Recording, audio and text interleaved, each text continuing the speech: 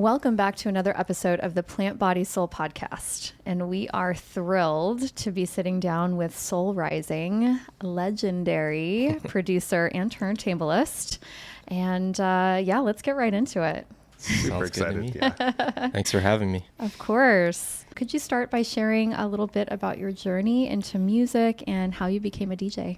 Yeah, I always had an interest in music back from when I was really young, and I think it was in high school. I got a mixtape of just all 90s old school hip hop, and it just completely blew my mind, and got really into the music, and then decided that I wanted to be a part of it somehow. And I'm not a great artist or a dancer, and I definitely can't rap, so there was the DJing, and got a job at a cafeteria, saved up for some turntables, and I grew up in a small town in Iowa, so nobody was there to teach me, so I bought these, they're called DMC DJ battle videos, and so that's all I knew was like seeing these guys scratching and like using it as a musical instrument, and I was really drawn to that. I didn't even know what mixing was. So I started as like a scratch DJ, and then that's how I got into it. Yeah. I am so excited you're here, and my question for you, as a producer and turntablist and DJ, and how do you blend those roles together when you're creating your music?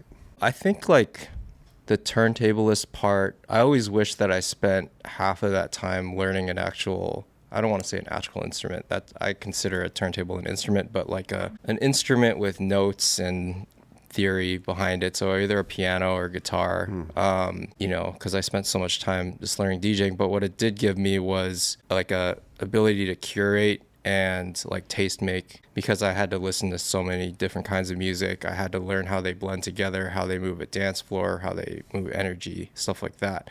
So that's where I think it's really helped me. Now it's just, learning as much as I can about, different, production techniques. And also now I'm learning guitar and piano like Are you? years. I was just going to ask. Yeah, I play, I've played guitar on a lot of my tracks and stuff, but I'm still like I don't consider myself a great guitar player, but I decided last night that I'm going to start practicing 2 hours a day. So that's like my little like resolution is to like start really like jumping in. 'Cause that's like, I had this idea like, oh, I'm older, like I don't have time for that. 'Cause like when I was, when you're a teenager, you have 4 to 6 hours a day to like practice an instrument. I don't have that now, but I'm like, I got to make it happen. So in a time when there's so much technology around music, I would love to hear what you believe really sets apart truly impactful artists.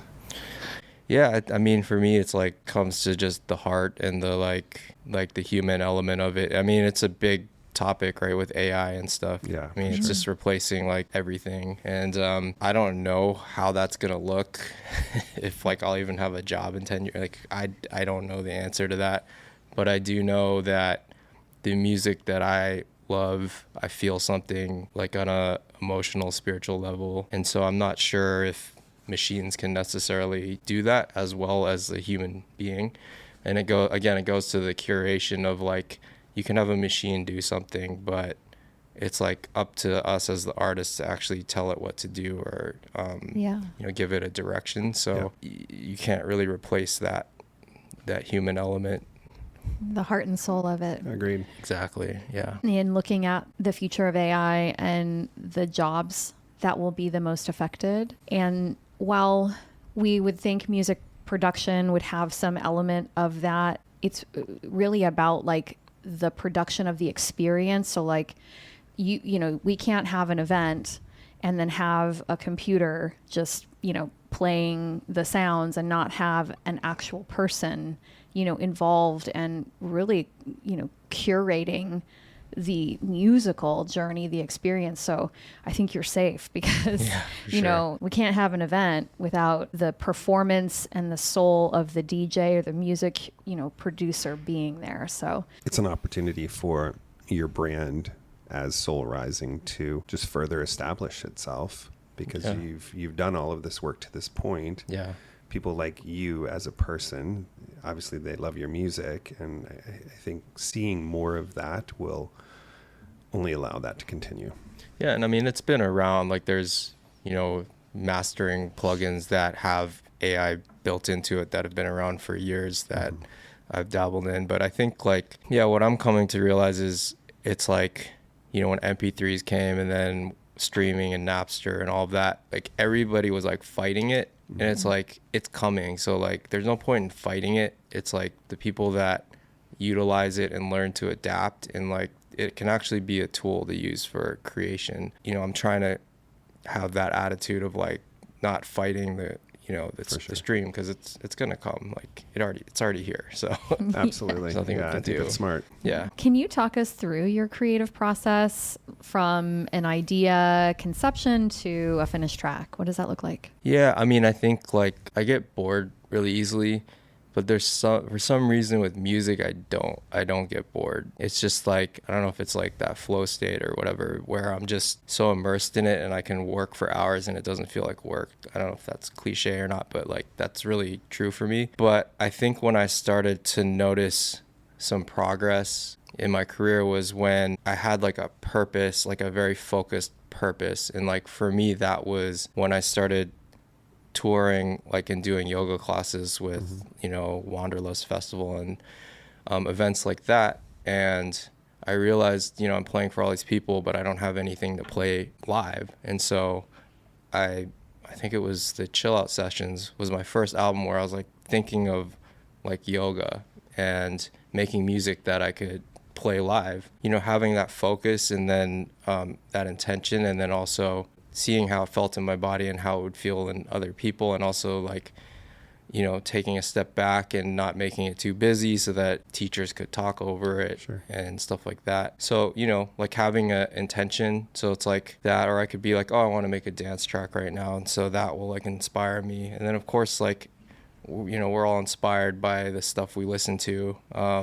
And so I get different inspirations from all kinds of music. And, a lot of times it's just like those best tracks are the ones that you finish in 2 hours, because it's just like getting, and I don't, how do I access that? It's not all the time. So That's cool. That's awesome. Yeah. Flow state. I like Yeah. that. Yeah. Yeah. That speaks to that. Wow. Yeah.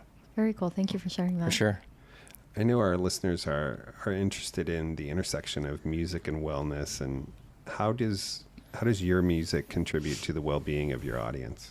That's sort of why I got into it fully. Like, I started DJing probably when I was like 14.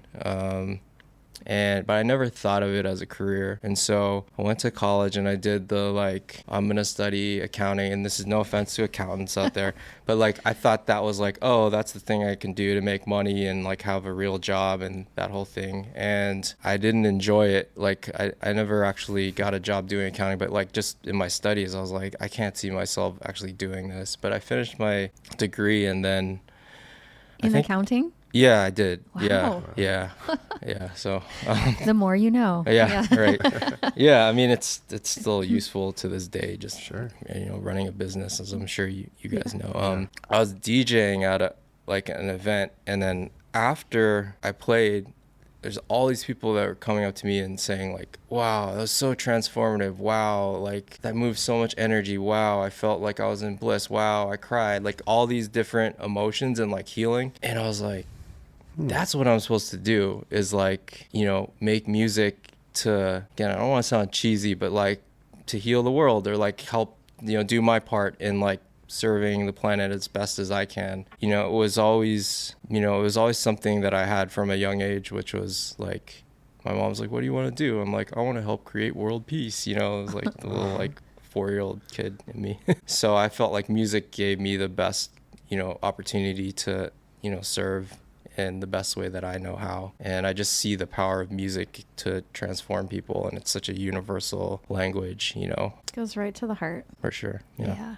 Yeah. So you've had the opportunity to perform at festivals and yoga studios around the world. How does the energy of these spaces influence your performance? I mean, it's just, it's the feedback with the crowd or the yogis. And I think that's, I think that's the most important thing, like as a DJ, is to, at least for me, I know like a lot of people do pre-recorded sets or whatever, and I'm sure that's great for certain applications, but for me it's like I have an idea of what I want to do, but I don't know what I'm going to do until I actually get there. And so it's the energy that I'm feeling from the audience and the teacher and what the teacher is doing, or if it's a dance set, again, it's just like the dance floor that informs my decisions on what to play next. And I think that's what makes a really good DJ, is to be able to be in the moment. And it's like you may have an idea of like, oh, this song, you know, this series of songs is going to go really well, and then you get to the event and it's like, no, this isn't working. And so you have to be able to pivot from that, be like, oh, this might work better. And it's like that split second decision. And that, again, that's where like robots might not be able to read that as well as like a human being. As an artist that connects so deeply with wellness, spirituality, do you ever feel like the music industry, its demands conflict with these principles, and how do you reconcile that? You know, a lot of people are really jaded with the industry and they think, you know, people are a certain way, but you know, I'm obviously part of the industry, but I also feel like I've had this little bubble of like yoga world, which is very like way more forgiving than like, you know, the mainstream. Well, yoga's mainstream, nightclubs, but, and yeah, so that's helped. But I mean, I think there are a lot of things that can be challenging in the music industry, but that's just like shows the importance of having really good people around you that you trust, collaborating with people that you trust. And so I have a lot of good collaborators that are also friends, and just having a really good team, good mentors, good lawyer, like all of that stuff that can really help, because like ultimately we're creators, so we don't want to have to think about all that other stuff. So, you know, artists that eventually are successful enough to get that team around, or even if, you know, you're just starting out, if you can just have people to guide you, I think that's really important. And then I don't know if it's like totally related to the question, but like making it in music is like, it's not easy. Most people don't have success, or they give up too early. And I think that like I've had people say to me, oh, it's like, it seemed like it happened so fast for you. And I'm like, well, there was the 15 years before where nothing was happening.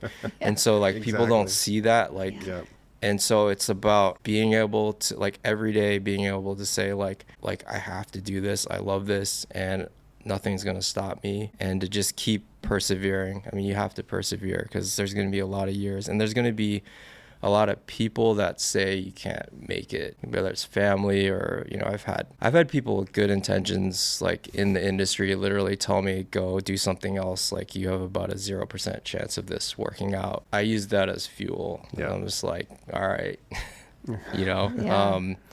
So yeah, I think it's you really have to love it. You really have to love it.